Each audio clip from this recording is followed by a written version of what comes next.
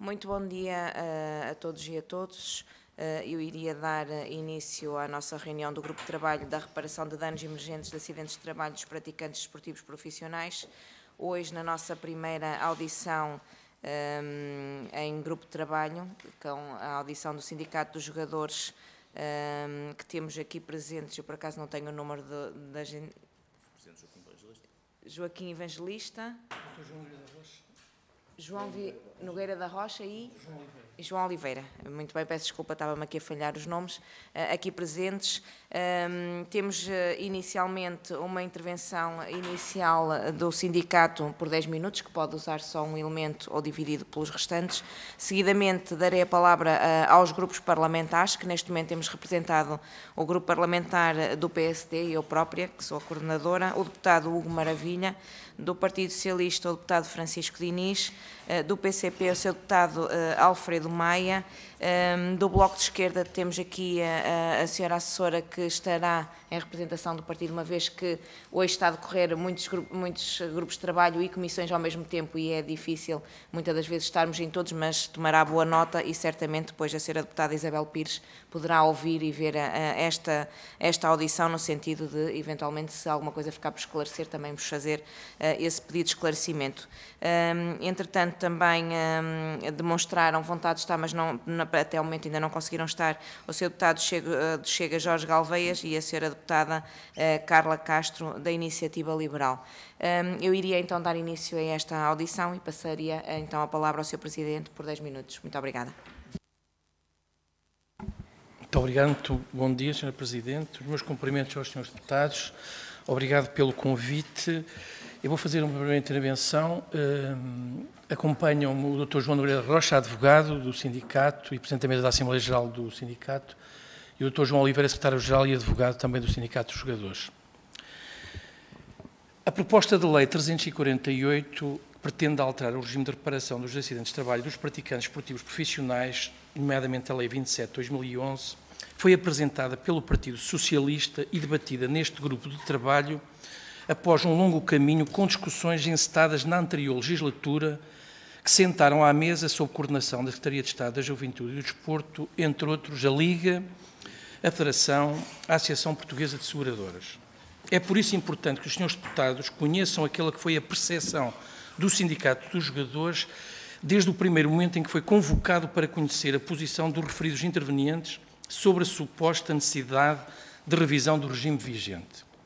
Existiu, desde logo, uma forte pressão da Liga Portugal para que as garantias dos praticantes esportivos profissionais nesta matéria fossem reduzidas, em sintonia com os principais clubes de futebol nacionais, que, por sua vez, sofriam a pressão realizada pelas seguradoras que atuam em monopólio neste mercado para a subida dos prémios de seguro e ameaça de ruptura, traduzida na impossibilidade de segurar os contratos dos futebolistas em Portugal.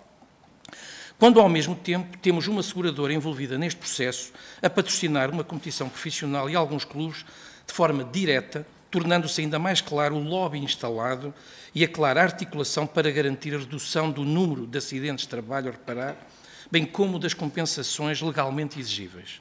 Se porventura tal redução vier a consagrar a desejada redução dos prémios de seguro, certamente que a folga financeira também servirá para compensar, por via de patrocínios, a Liga e os próprios clubes envolvidos. Todos ficam a ganhar, com exceção dos praticantes esportivos profissionais, aqueles sobre os quais se devia centrar de forma honesta esta discussão. Não tenhamos dúvidas, senhores deputados, de que a motivação nesta proposta não é garantir a justa e equitativa reparação dos acidentes de trabalho de todos os praticantes esportivos profissionais. Prova disso mesmo é que, mais uma vez, nas conversações prévias à apresentação desta proposta, se tem insistido na retórica do abuso e da sobrecarga das seguradoras em processos judiciais, como o caso Braçar, ocorrido e julgado antes de haver lei específica para este setor, ou outros casos julgados ao longo do tempo, muitos deles antes da última alteração legislativa em 2011. O foco nunca deixou de ser a análise de situações potencialmente abusivas, mas apenas encontrar uma forma de reduzir a despesa das seguradoras. O preâmbulo desta proposta defende uma visão obtusa de que os praticantes esportivos profissionais oferem rendimentos acima da média. como se fossem um grupo de trabalhadores privilegiados, com uma realidade contratual homogénea, ignorando-se a realidade precária e altamente instável do setor do desporto em geral, as diferenças enormes entre competições profissionais e não profissionais, as dificuldades próprias de uma profissão de desgaste rápido e curta duração e ainda as sequelas gravosas que lesões sofridas no decurso de uma carreira desportiva profissional, embora não impeditivas de continuidade por tempo limitado, se traduzem a longo prazo no impedimento de uma vida saudável e, por vezes, funcional. Os praticantes esportivos profissionais não são apenas os futebolistas de algumas equipas da Primeira Liga de Futebol. São os jogadores e as jogadoras de futebol com contratos de trabalho desportivo nos diferentes escalões competitivos e os atletas das diferentes modalidades que fazem do desporto a sua profissão, vivendo a dinâmica própria das relações contratuais a termo certo, a mobilidade constante, os períodos de inatividade e todo o desgaste físico e psicológico resultante das diferentes competições.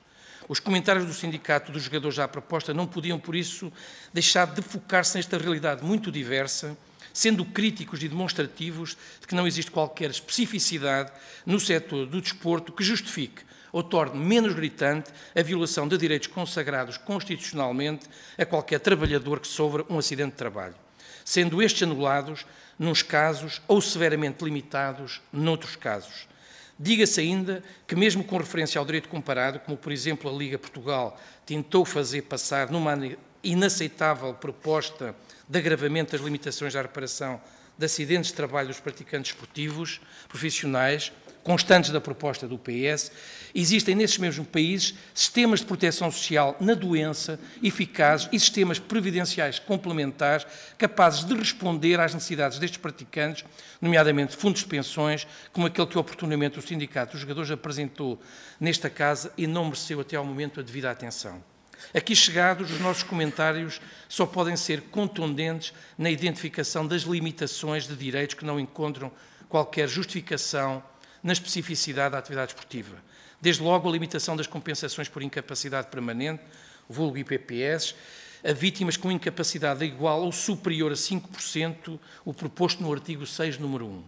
Perguntamos, senhores deputados, qual o critério que motivou esta fixação? Faz sentido que se queiram excluir incapacidades que a qualquer outro trabalhador conferem uma compensação? E em relação ao número 3 do mesmo artigo 6º, sabendo que os limites às pensões anuais já se encontram limitadas pelo artigo 4º da Lei 27 de 2011 e existe a clara previsibilidade do montante máximo a pagar por essa via, o que justifica para estes trabalhadores a limitação adicional proposta no número 3 do proposto no artigo 6º. E ainda que a partir dos 45 anos de idade se deixe de ter por referência a retribuição efetiva do trabalhador. Além de excluir um número elevado de trabalhadores da devida compensação, a proposta consagra uma graduação de limitações no cálculo das indemnizações a pagar aos praticantes esportivos, prefazendo no seu conjunto um grave atentado aos direitos destes praticantes esportivos por comparação com os demais trabalhadores. Os mesmos comentários valem de igual forma para as limitações impostas no proposto no artigo 7º. Depois disso, o mesmo critério da idade, 45 anos, idade essa que não nos reporta para nenhuma especificidade de uma carreira desportiva profissional, volta a ser consagrado no proposto artigo 11, além de não se compreender porque é que os praticantes esportivos devem divergir dos demais trabalhadores que têm direito à remissão da sua pensão. Esta proposta originará casos concretos em que as pensões anuais de valor bastante reduzido se traduzirão em pagamentos mensais irrisórios, sendo até difícil perceber como possa ser interesse das próprias seguradoras, quando assim seja, esta modalidade de pagamento. Sem prescindir das demais matérias constantes da proposta, centramos-nos ainda no proposto no artigo 12º, relativo à revisão da incapacidade. Mais uma vez, propõe-se limitar um direito que é conferido a qualquer trabalhador, com a agravante de se ter por base um prazo arbitrariamente definido, a contar da alta clínica e não qualquer atenção à efetiva evolução da situação clínica do praticante esportivo sinistrado. Recordamos aos senhores deputados que as principais sequelas que determinam a revisão da incapacidade ocorrem muito depois do final de carreira, considerando que, enquanto o praticante esportivo se mantém no ativo, tem acompanhamento médico, treino e fisioterapia suficientes para retardar o aparecimento das mesmas. Mais uma vez, é fixado um período temporal ignorado por completo na racionalidade da norma, ao permitir a um qualquer trabalhador sinistrado rever o grau de incapacidade que lhe foi determinado em função do acidente de trabalho sofrido e aos praticantes esportivos, após 10 anos da sua alta, ser vedada qualquer ação nesse sentido. Esta proposta não merece outra qualificação que não um frontal ataque a direitos constitucionalmente consagrados, tendo por base uma visão do praticante esportivo profissional que, por um lado, não corresponde à realidade e, por outro, não nos permite vislumbrar quais as especificidades do desporto que legitimem e que vá mais longe do que aquilo que a Lei 27/2011 consagrou. Sobre outros aspectos eventualmente relevantes para enquadrar as especificidades do desporto, como, por exemplo, o facto da atual tabela nacional de incapacidades não permitir ter em conta a valoração diversa que determinadas lesões possam ter para os desportistas profissionais, em comparação com outros trabalhadores, nada se procurou fazer ou discutir. Esperamos, por isso, senhores deputados, que ainda exista espaço e oportunidade para refletir e reconsiderar estas propostas, procurando alternativas que reúnam consenso entre os vários intervenientes, sem prejuízo de estarmos intransigentemente ao lado da classe que representamos e todos os praticantes esportivos no protesto e ações que se seguirão para a defesa dos seus direitos. Para terminar, estranhar que na agenda do PS e do Governo, na agenda do Secretário de Estado, a primeira iniciativa, depois de tomar posse, seja colocar este tema como prioritário no futebol português. Com todos os outros temas tão importantes e fundamentais para o nosso sistema desportivo, decidiu o Sr. Secretário de Estado dar prioridade, depois de ter reunido na sua primeira intervenção com um clube e a seguir com a Liga, trazer a este Parlamento esta matéria. Isto diz bem da agenda clara e da dependência clubística e da dependência que o próprio Parlamento tem relativamente a este lobby das seguradores. Não temos qualquer dúvida.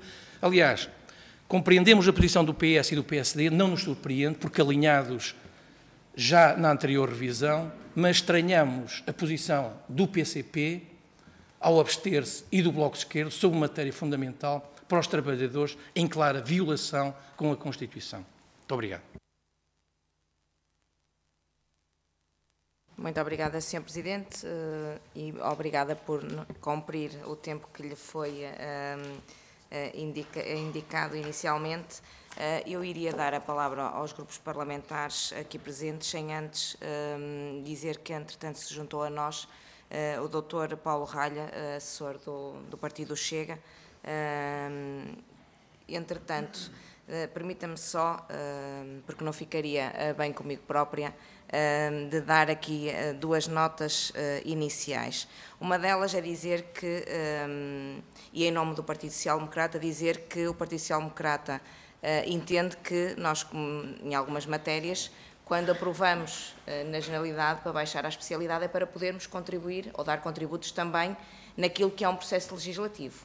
E nós estamos aqui neste grupo de trabalho para isso mesmo, para ouvir as entidades, e quando diz que isto é uma prioridade colocada pelo Governo para o futebol português, o Partido Social Democrata e os partidos políticos todos aqui representados quiseram ouvir todas as áreas desportivas. Por isso é que nós pedimos pareceres, se forem àquilo que é o site aqui na Assembleia da República deste processo legislativo, nós pedimos a todas as áreas, todos os partidos, porque entendemos que isto não se enquadra só no futebol português, mas no desporto federado. Dar esta nota que nós estamos a ouvir todas as entidades, e vamos ouvir todas as entidades, ou por parecer escrito, ou por vinda ao Parlamento, e queria só deixar, eu já lhe dou a palavra, mas queria só deixar isso claro. Eu entendo, mas foi isso que eu interpretei, então peço desculpa. Só para esclarecer, o que eu disse é que, havendo temas centrais para a discussão no futebol português, nomeadamente a violência no desporto, a igualdade do género, a corrupção no desporto, decidiu o PS, porque foi uma iniciativa do PS, colocar este tema dos seguros como prioritário, em detrimento de outros. E os partidos alinharam. Foi isso que eu quis dizer. Muito bem, Sr. Presidente, mas pronto, dar esta nota que nós ao fazermos aqui esta especialidade estamos a ter em conta todas as áreas e não só o futebol. E, nesse sentido, daria agora então a palavra aos grupos parlamentares ao deputado Francisco Diniz por 5 minutos. Muito obrigada. Muito obrigado, Sra. Coordenadora, e na sua pessoa cumprimentar todas e todos os senhores deputados, cumprimentar também o sindicato na pessoa do Sr. Presidente, Dr. Joaquim Evangelista, e dar também aqui uma nota prévia, na linha também aqui do que a Sra. Coordenadora fez questão de dizer anteriormente a passar a palavra. É evidente que ao fazermos estas audições, significa que o processo de audições, de ouvir as várias entidades, não está fechado e, portanto, não podemos também subscrever algumas das palavras que o Sr. Presidente disse, nomeadamente ao Partido Socialista, mas estou certo também que o Partido Social Democrata acompanhará esta questão. E depois também dizer que não foi só esta a questão prioritária. Falou, por exemplo, da questão da violência do desporto. Ora, também à quarta-feira, mais ou menos a esta hora, reúne o grupo de trabalho que define e discute também as matérias da igualdade, integridade e combate à violência no desporto. E, portanto, também essa é uma questão prioritária e que, ainda na passada semana, foi discutida em plenário a proposta de lei e que vai baixar e que vamos também fazer as várias audições às várias entidades. E, portanto, não foi só esta a questão prioritária, muitas outras também estão a ser discutidas. Queria dar apenas essas notas prévias. Depois, foi com atenção também que li o parecer e os contributos que apresentaram e tomei aqui algumas notas devidas com alguns comentários e que irei destacar seguindo aqui alguma ordem também da proposta de lei em causa. E, portanto, verificando aqui alguma discordância quanto à norma 6ª, é por esta que eu começo, na reparação dos danos emergentes de acidentes de trabalho, do praticante desportivo profissional dos quais resulta uma incapacidade permanente parcial, apenas se atenderá a incapacidades iguais ou superiores a 5%, como foi aqui destacado, e essa discordância prender-se-á com o facto de defenderem que todos os acidentes de trabalho têm que ser reparados, acrescentando que limitar essa reparação afastaria os casos com menos dessa percentagem e que são um número significativo. É verdade que se trata aqui de uma das novidades do diploma e pretender-se-á com ela definir aqui um certo limite mínimo para a obrigação de indemnizar as incapacidades de menor relevância. Aliás, esta alteração iria também permitir mitigar um pouco a diferença existente entre os demais países da Europa. Aqui há alguns exemplos, a França que fixou nos 10%, o Reino Unido com 14%, a Alemanha que fixa nos 20% e até a Espanha aqui ao lado que fixa nos 33%. E, portanto, até aqui me parece que conseguimos mitigar um bocadinho estas alterações e não estar em casos semelhantes como aqueles que eu acabei aqui de descrever.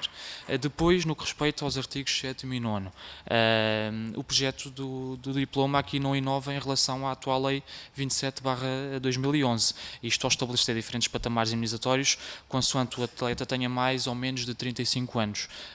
Atenção que aqui que nada se refere que essa é a idade em que todos os atletas acabam as suas carreiras desportivas, como a idade aqui alguma a entender no parecer. Aliás, este limite dos 35 anos é porque passa aqui a existir um fator de ponderação em função da idade, admitido que habitualmente um atleta com mais de 35 anos já iniciou a sua fase descendente da sua carreira.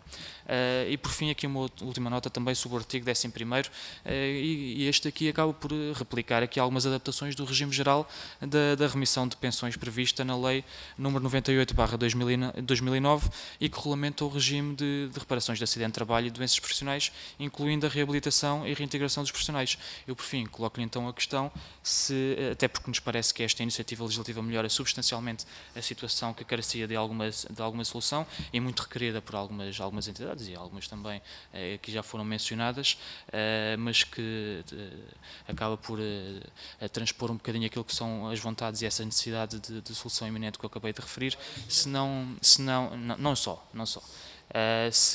concorda que esta se destina a consagrar aqui algumas soluções mais justas e que não sejam causa de encargos desproporcionais no que respeita ao custo dos respectivos seguros.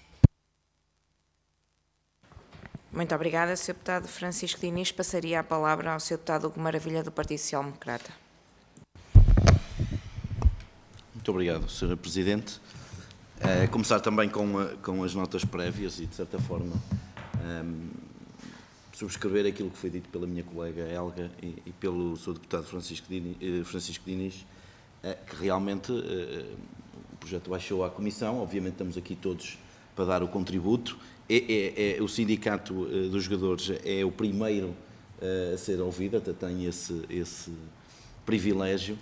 Obviamente que iremos ouvir muito mais, não só ligados ao futebol, mas sabemos que a grande franja daqui dos acidentes de trabalho, obviamente, diz respeito a jogadores de futebol, a praticantes esportivos. Obviamente que eu compreendo a sua preocupação e subscrevo relativamente quando se tem a ideia de que os futebolistas, obviamente pensamos no Porto, Benfica, Sporting, agora se calhar Braga e Guimarães, que também pagam salários acima do que é normal, mas também eu conheço a realidade do futebol português e sei perfeitamente que em campeonatos de segunda liga, futebol feminino e tudo mais, os valores são muito reduzidos e aí até se equiparam a valores, não diria perto do salário mínimo, mas não deve andar muito longe. E partilho essa sua preocupação. Relativamente ao artigo 6, que parece-me que é aquele que o preocupa mais, ou um dos que preocupa mais, em que se fala aqui da incapacidade do 5%. Eu não sei se tem alguma ideia porque é que e era isso que eu também pretendia saber, porque vi-o até falar com alguma emotivo com esta percentagem, e o que eu pretendia saber é se encontra alguma justificação para ser encontrado este número, ou se é aquilo que o meu colega Francisco Diniz disse, no direito comparado com outros países, nomeadamente a Espanha, a Inglaterra, já existe essa percentagem, e se aqui a intenção foi precisamente seguir o exemplo destes países, ou se há outro motivo aqui subjacente a esta percentagem. Relativamente ao artigo 11, que também nos fala aqui da questão da idade, creio eu.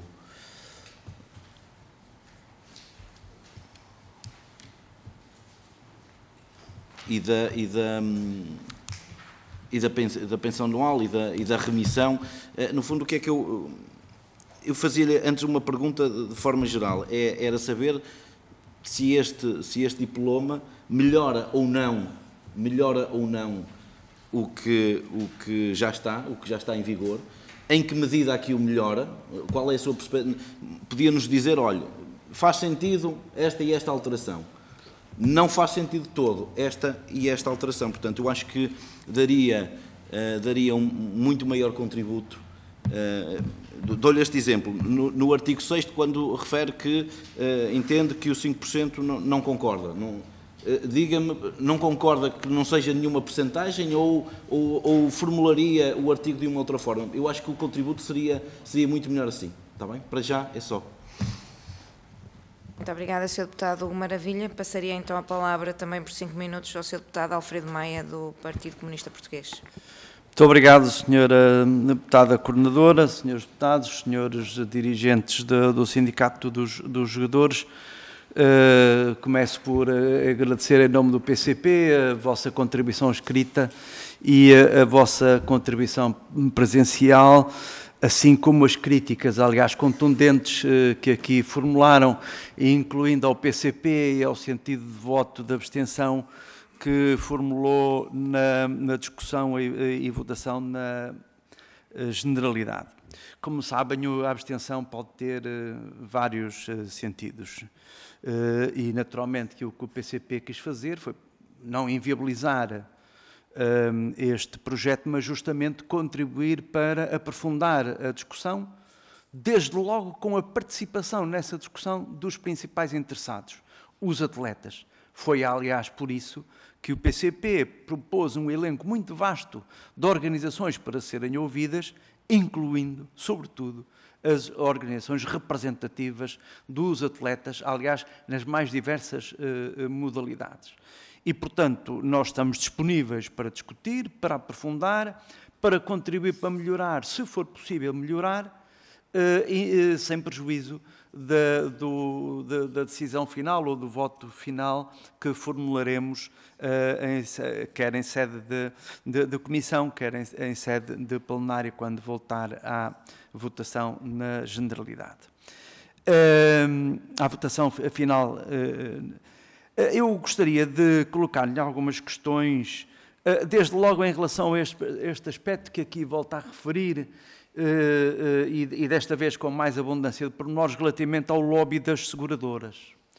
E, concretamente, eu gostaria que nos expendesse um pouco mais sobre em que é que esse lobby se concretiza para além dos patrocínios. E se, em falando de patrocínios, por exemplo, se nós estamos aqui verdadeiramente perante um conflito de interesses, e se atividades como estas devem ser legalmente limitadas. Relativamente à justificação apresentada e que invoca os salários elevados, a verdade é que, se é possível eu supor, nesse sentido, a verdade é que a generalidade dos atletas profissionais de futebol não ofere aqueles valores elevados. Sabe dizer-me quais são as médias salariais e de que salários mínimos é que estamos também a falar. Depois, perguntar-lhe se faz sentido a exclusão dos danos resultantes do desgaste rápido, sabendo nós que esta é uma atividade altamente exigente em termos físicos, emocionais, etc. E em relação à crítica que faz à limitação aos 5% de grau de incapacidade, e refere que é a maioria, no fundo é a maioria dos casos, não é? Dos casos.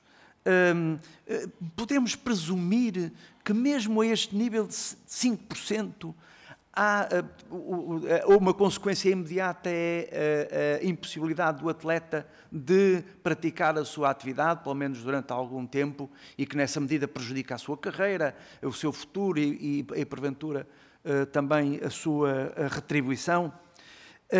Mais uma pergunta.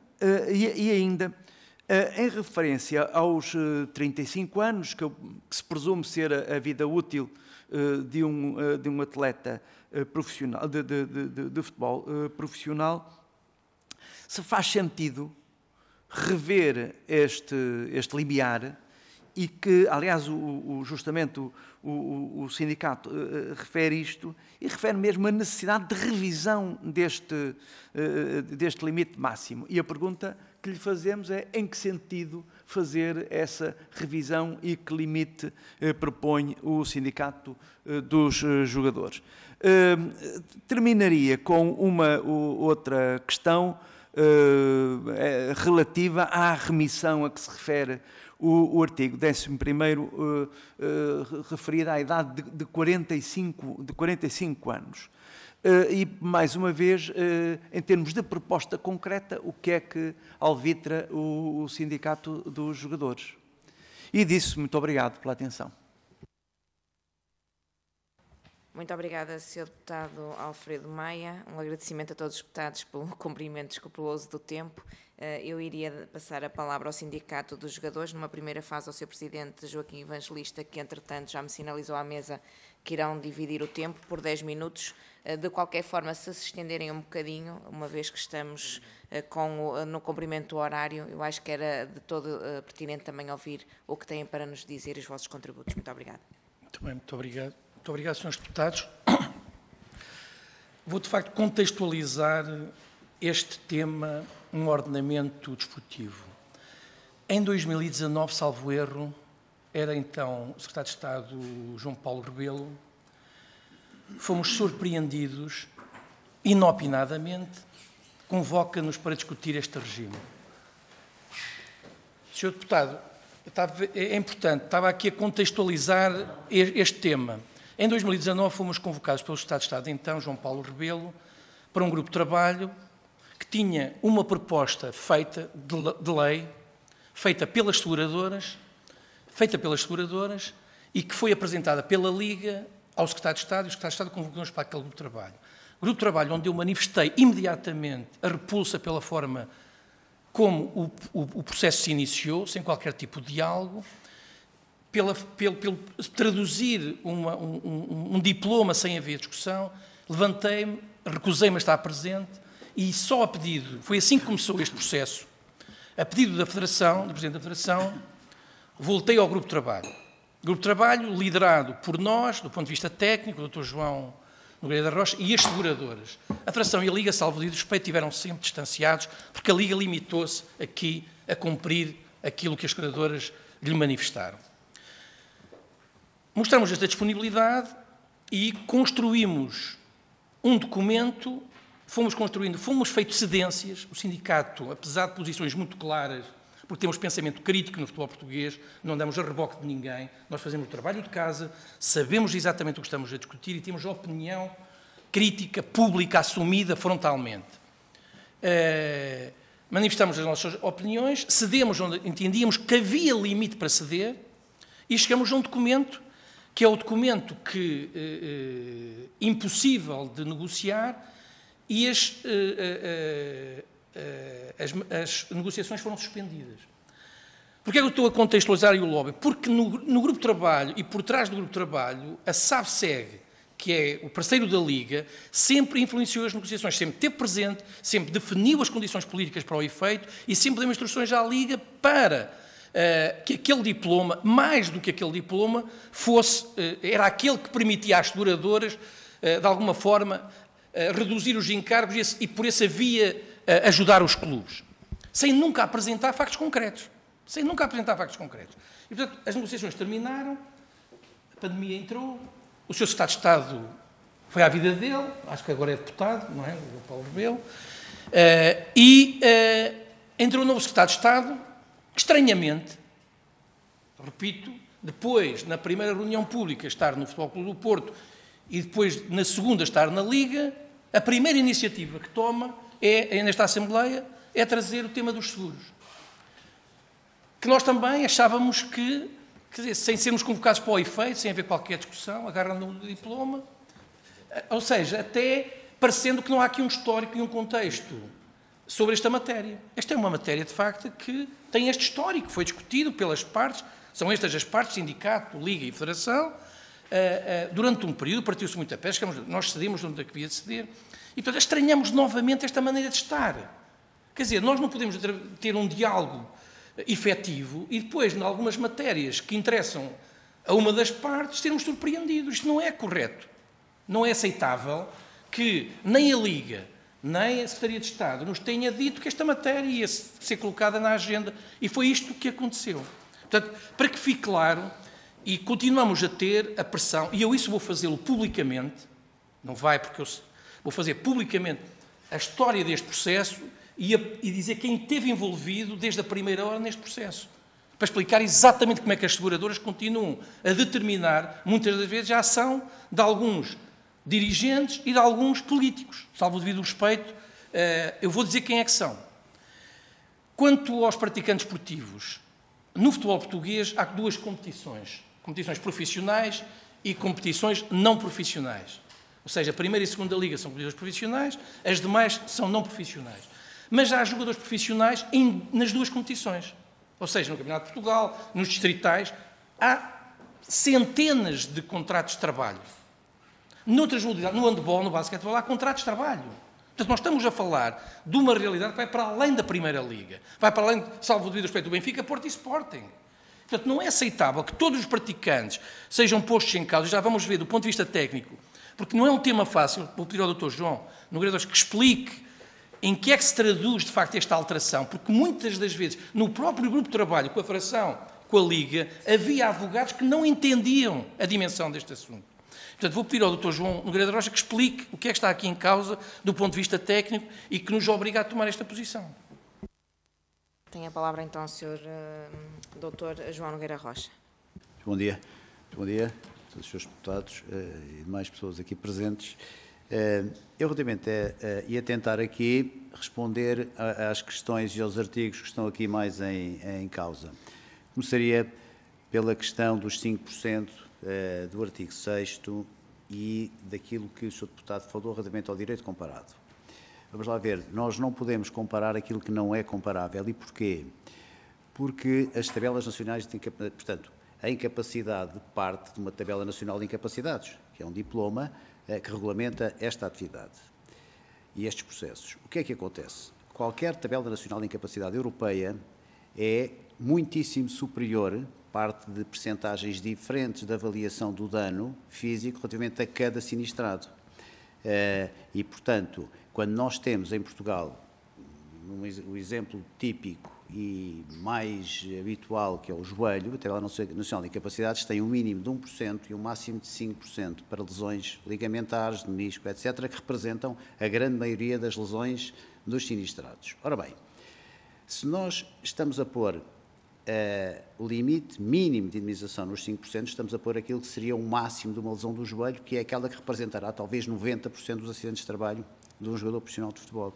O que significa que ficarão reduzidas, passará a ter a indemnização um jogador de futebol um valor residual, porque dificilmente uma lesão do joelho chega aos 5%. São raríssimas as situações em que isso acontece. Portanto, não podemos de todo comparar com o caso italiano, francês ou espanhol, porque as tabelas nacionais de incapacidades partem de valores diferentes. Se nós tivermos, por exemplo, o caso italiano, eu tenho ideia que a Itália, uma lesão nos joelhos, anda na casa dos 20%. Portanto, não podemos nunca assumir esta comparação com essas tabelas nacionais de incapacidades.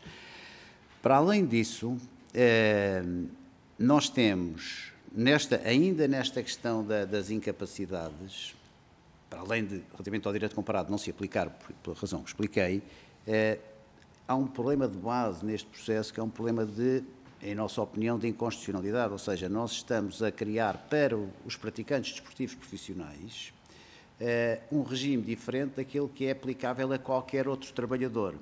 E esta questão de inconstitucionalidade é uma questão que provavelmente se irá pôr no futuro próximo. E, portanto, esta Câmara irá eventualmente aprovar aqui um diploma, se ele vier a ser aprovado, nos termos em que está, que poderá estar referido de inconstitucionalidade, poderá ser declarada mais tarde. Depois tínhamos a questão, que também foi aqui falada, da questão da revisão da incapacidade. Ora bem, nós na revisão temos dois regimes nesta proposta de lei.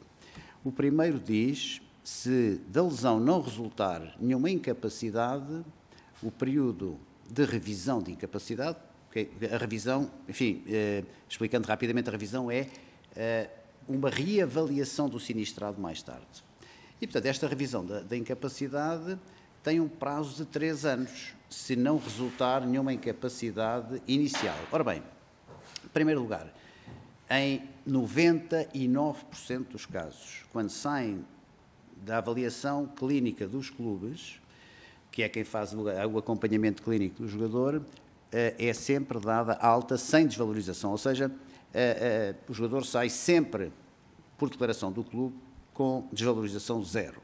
Depois é feita a participação, se ele decidir iniciar um processo de acidente de trabalho, e é definida uma incapacidade de 1, 2, 3%. Bom, o que significa que se o jogador não tiver feito participação e detectar e houver necessidade e aquela lesão lhe tiver dado uma sequela que se revela 10 anos mais tarde, já não pode ser ressarcido, não pode abrir um processo porque já se passaram os 3 anos. Relativamente aos 10 anos, o que é que nós temos? Um jogador que tenha uma lesão aos 20 anos, provavelmente a sua incapacidade necessitando de revisão acontecerá depois de 10 anos, porque estas lesões ligamentares, de joelhos, etc., só se revelam mais tarde, 30, 40, 50 anos, é que, quando atingem estas idades, é que elas, de facto, se manifestam. E, portanto, esta questão da revisão é uma questão, de facto, importante e que também é um regime especial para os jogadores que não existe para outros trabalhadores. O que é que nós temos? Nós temos, os jogadores ganham muito dinheiro. De facto, há jogadores que ganham bastante dinheiro, os da primeira divisão, dos clubes que o Sr. Deputado citou. Mas há jogadores de segunda divisão e das divisões profissionais, enfim, mas que não têm estes ordenados e, portanto, não têm problema físico igual aos que ganham muito dinheiro, mas não têm as vantagens de poderem ser ressarcidos mais tarde.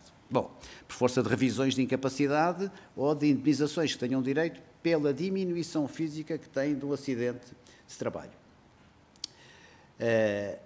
levanta-se aqui, depois, a questão também que é a comparação com outras atividades profissionais. Nós temos jogadores de futebol profissional que sabemos que ganham, de facto, salários elevados, mas temos também gestores profissionais de empresas públicas e privadas que têm ordenados igualmente elevados e, portanto, a questão do salário elevado parece-nos a nós que não é um argumento para haver uma diferenciação na lei. Depois, temos aqui outra questão que foi falada, que era... foi falado en passant, que é a questão da remuneração média nacional. Ou seja, nós não temos, para nenhuma outra atividade, uma definição, uma limitação em termos de indemnização em função de uma remuneração média nacional, que andará nos 1.400 euros, e vamos passar a ter para esta atividade profissional. Portanto, em nossa opinião, haveria aqui também uma questão de inconstitucionalidade manifesta. Não me querendo alongar aqui, porque não vamos entrar em detalhe no diploma, estas são as questões, enfim, haverá outras aqui igualmente importantes, que constam do que nós já enviámos, do nosso parecer. Última questão que o Sr. Deputado do Partido Comunista falou, que tem a ver com o futebol ser uma profissão de desgaste rápido. E por força disso, de que forma é que estaria salvaguardada a integridade física de um jogador de futebol em função das lesões decorrentes da sua atividade, que acontecem bastante. Há lesões hoje em dia, por exemplo, hoje em dia nós temos visto nos últimos 10 anos várias lesões do colo do fémur. Os jogadores jogam durante muitos anos, têm necrose acética da cabeça do fémur e, portanto, depois são mais tarde. Isto normalmente até acontece depois dos 40 anos. Ora bem, temos dois problemas aqui. E, bom, este é um deles, depois há também ao nível dos meniscos e dos ligamentos, enfim, são questões clínicas, não vale a pena entrarmos aqui em grande detalhe, mas o que acontece é que nós temos a Tabela Nacional de Incapacidades e temos uma tabela de doenças profissionais, temos um regime de doenças profissionais. Esse regime de doenças profissionais está previsto para determinadas atividades profissionais específicas. E os jogadores profissionais de futebol não estão incluídos nas doenças profissionais, portanto, não há um regime específico de doenças profissionais para os jogadores de futebol. E já agora, aproveito, enfim, isto é uma questão mais política, digamos assim, do que técnica, mas os jogadores profissionais de futebol não têm cobertura da Segurança Social na doença. Ou seja, se um jogador profissional de futebol tiver um cancro, não tem baixa médica, ou seja, não recebe ordenado por isso, porque tem um regime especial de contribuição para a Segurança Social, descontam apenas sobre 1/5 do vencimento e, portanto, estão fora deste regime, o que significa que não têm cobertura da Segurança Social, nem têm a possibilidade de, por força de uma doença profissional que tenham tido pelo exercício da sua profissão, também não são ressarcidos por isso. Portanto, basicamente, enfim, era isto que eu aqui entendo de esclarecer. Só para terminar, se me permite, sobre este regime, nós já tivemos nesta Assembleia da República, propusemos a criação de um fundo de pensões que não pusesse em causa o regime geral de segurança social, ou seja, um regime complementar em que os jogadores, além da segurança social, pudessem contribuir para um fundo de pensões, que pudessem resgatar exatamente na idade em que terminam, normalmente por doença ou por fim de carreira, se não for por lesão antes, 35 anos. Mas essa é outra matéria que nós... Só sobre o conflito de interesses, tínhamos esquecido. De facto, para nós é muito estranho que a SABSEC, que é o patrocinador, parceiro da Liga e patrocinador, por exemplo, da Liga 2, da segunda Liga, e patrocinador dos grandes clubes, quer dizer, esteja envolvida neste processo desta maneira tão evidente como eu demonstrei. É estranho que, por um lado, receba prémios, mas depois dê apoios aos clubes. Por um lado, venha pedir a redução dos prémios, mas continua a dar dinheiro aos clubes do ponto de vista do patrocínio. Isto é inaceitável. Portanto, não é claro, há aqui pouca transparência neste processo que nos incomoda, que alguém nos vai ter que explicar. E de facto, quer dizer, as seguradoras, enfim, já têm uma posição dominante, no caso do desporto, têm lucros, quer dizer, se reduzem isto a 5% ou a 10%, ainda vão ter uns lucros superiores. Quer dizer, à custa de quem? Do trabalhador, do praticante esportivo profissional. Não sei se o Sr. Deputado compreendeu o alcance dos 5% no futebol português, em que é que se traduz, quer dizer, eu não tenho nada contra o capital. A ver se sejamos claros. Eu convivo bem com... E quero que... Agora, tem que haver aqui bom senso e equilíbrio na relação social dos vários parceiros, não é? Não pode haver uns parceiros que têm tudo e outros que não têm nada. Portanto, tem que haver aqui um equilíbrio justo.